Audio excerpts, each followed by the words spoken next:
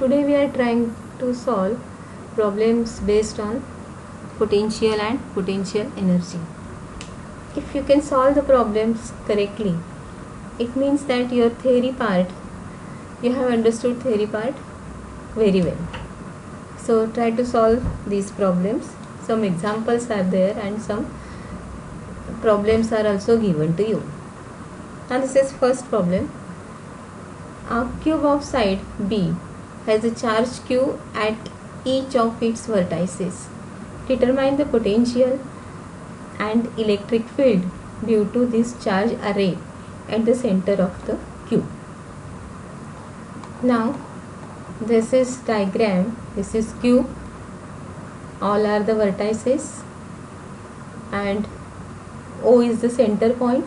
This AD is the diagonal and O is the center point. So all this triangle that you can see, they are the right angle triangle. So to find out AO, we will find out AD first. To find out AD, we will find out BD first. So this is the geometry. Now this is BD square will equal to B square plus B square. See here.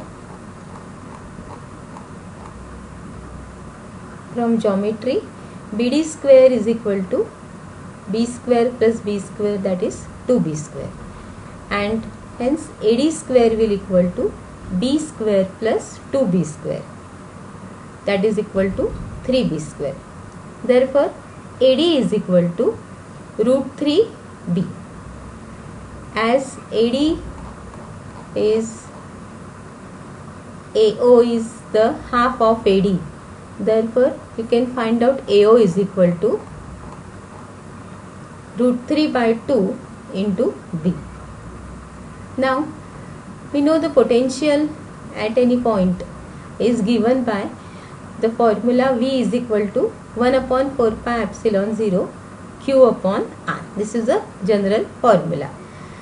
So the potential at the center O due to one charge Q is given by, let it is V1 is equal to 1 upon 4 pi epsilon 0 Q upon R means the distance, and this distance will equal to AO.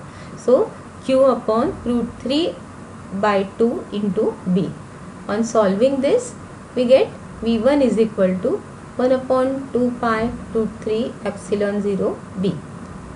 Now this is the potential with one charge only. Now the cube has vertices, 8 charges are there at 8 vertices. Therefore total potential at O due to all 8 charges at the vertices is equal to 8 times of the single charge potential. So this is equal to 8 into multiplied by this factor 1 upon 2 pi root 3 epsilon 0 B. So it comes out 4Q upon root 3 pi epsilon 0 B. So this is the required answer, that is potential at the center of the cube.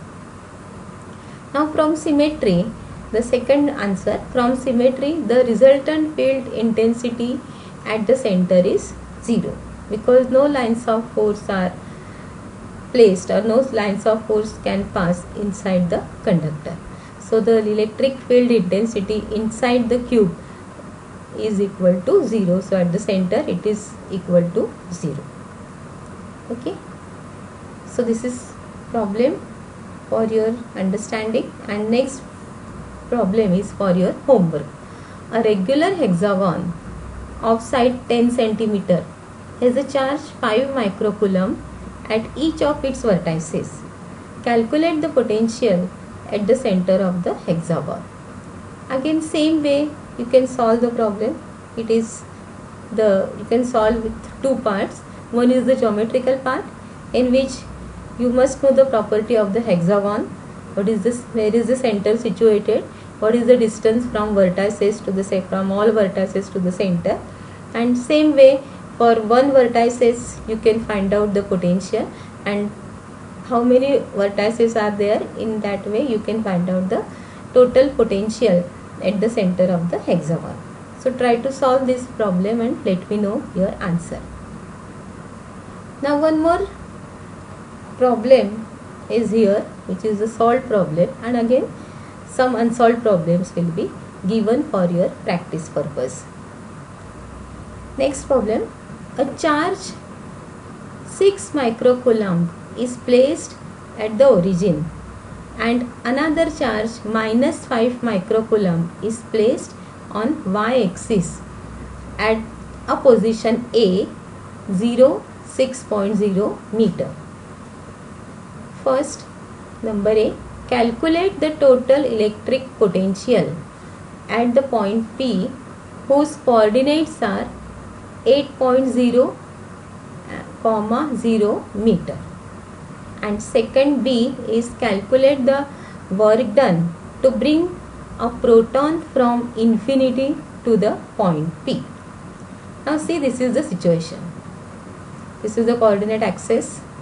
This is origin O, and at the origin the 6 microcoulomb charge is placed 6 meter above towards positive y-axis.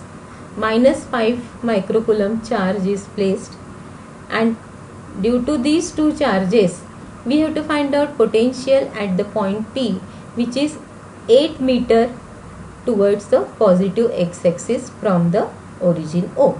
So here we have to find out the potential at the point P. So first, this is a right angle triangle. Again, using Pythagoras theorem, we will find out this side.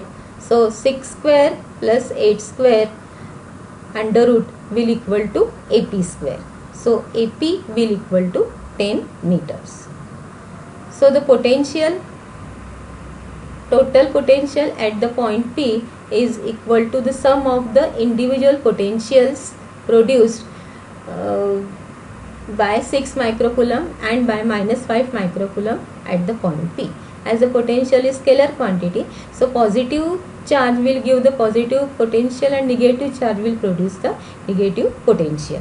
So using this, the total potential V is equal to, let equal to V1 plus V2, where V1 is the potential produced by 6 microcoulomb charge and V2 is the potential produced by minus 5 microcoulomb charge. Okay. So this is the formula for the potential. Whenever you are solving the problem, first write down the formula. So formula, V is equal to, potential is equal to 1 upon 4 pi epsilon naught Q upon R. Right, correct?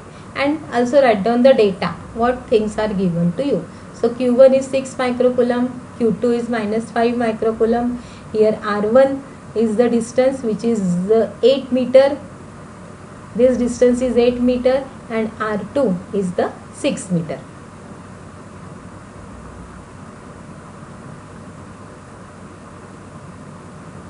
Right? So potential V1 will equal to 1 upon 4 pi epsilon 0 Q upon R. So Q is 6 and distance is 8. So 6 upon 8 into 10 raised to minus 6. That is because charges are given in microcoulomb. So this 10 raised to minus 6 is written outside the bracket.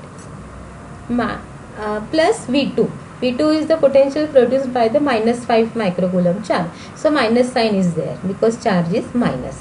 So minus 1 upon 4 pi epsilon 0, 5 upon the distance is 10.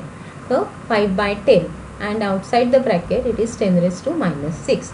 So on solving this, value of 1 upon 4 pi epsilon naught is 9 into 10 raised to 9 SI unit.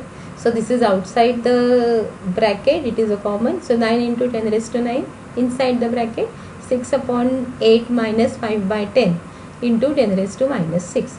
So on solving this, the result is coming 9 by 4 into 10 raised to 3, which is equal to 2.25 into 10 raised to 3 volt. This is answer. So this is potential at the point P produced by the two charges 6 microcoulomb and minus 5 microcoulomb. So this is the answer, first answer. Now second, what we have to ask? It is asked that calculate the work done to bring a proton from infinity to the point P. Now this is point P. We have the total potential here. Just now we calculated, and we have to find out a charged proton is placed at infinite distance, and we have to find out the work done in bringing a proton from infinity to the point P. So the work done is equal to V into Q. This formula that we know, work done in bringing a proton from infinity to the point P is equal to W is equal to VQ, where V is the total potential and Q is what? Q is the charge of proton. Now what is the charge of proton? Charge of proton is equal to the, numerically it is equal to charge of electron, that is plus 1.6 into 10 raised to minus 19 coulomb. So substituting these values, it is coming 2.25 into 10 raised to 3 is the answer that we find out earlier, into 1.6 into 10 raised to minus 19. So on solving this, we get work done, that is the total energy is 3.6 into 10 raised to minus 16 joule is the answer, right? So this is the second part of this numerical. Now on the basis of this, you can solve these two sums also, which is given to you. First sum is, what will be the electrostatic potential energy of a system having two charges 7 microcoulomb and minus 2 microcoulomb separated by a distance of 18 centimeter. How much work is required to separate the two charges infinitely away from each other? Again, two answers are asked. In first answer, you have to find out the electrostatic potential energy. So what you will do, you will write down the data first. Two charges are given, 7 microcoulomb and minus 2 microcoulomb. The distance between them is given 18 centimeter.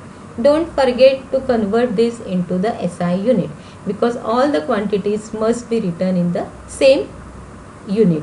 So preferably we consider the SI unit. So convert 18 centimeter into meter, and then write down the formula for the potential energy. So potential energy is equal to 1 upon 4 pi epsilon 0 Q1 Q2 upon R. So write down formula, substitute the values and see what you are getting the answer. And second part, potential energy is to be there, and second part, how much work is required to separate the two charges infinitely away from each other. So try to solve this. The total potential energy is there, so work required is equal to what? On this concept you can find out the second answer also. The second numerical is also given here for the practice. A neutral hydrogen molecule has two protons and two electrons. If one of the electron is removed, we get a hydrogen molecular ion H2 plus. In the ground state of H2 plus, the two protons are separated by roughly 1.5 angstrom unit, and the electron is roughly 1 angstrom unit from each proton. Estimate the potential energy of the system.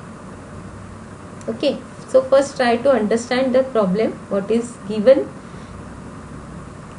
Hydrogen molecule is given, two protons, two electrons is there for the neutral hydrogen. If one of the electron is removed, then what elements are remaining? Two protons and one electron, right? So distance between the two proton, it is given, it is roughly 1.5 angstrom unit, and 1 angstrom unit is the distance between proton and the electron. So again, triangle is there, 2 proton, 1 electron, and you can find out the potential energy of the system by using the formula, and let me know. So potential energy by proton proton, potential energy by electron proton, and potential energy by second proton and electron. So 3 potential energies you will have, and you have to add all this and you will get the total potential energy of the system. So solve these two sums and let me know the answers. Okay, thank you.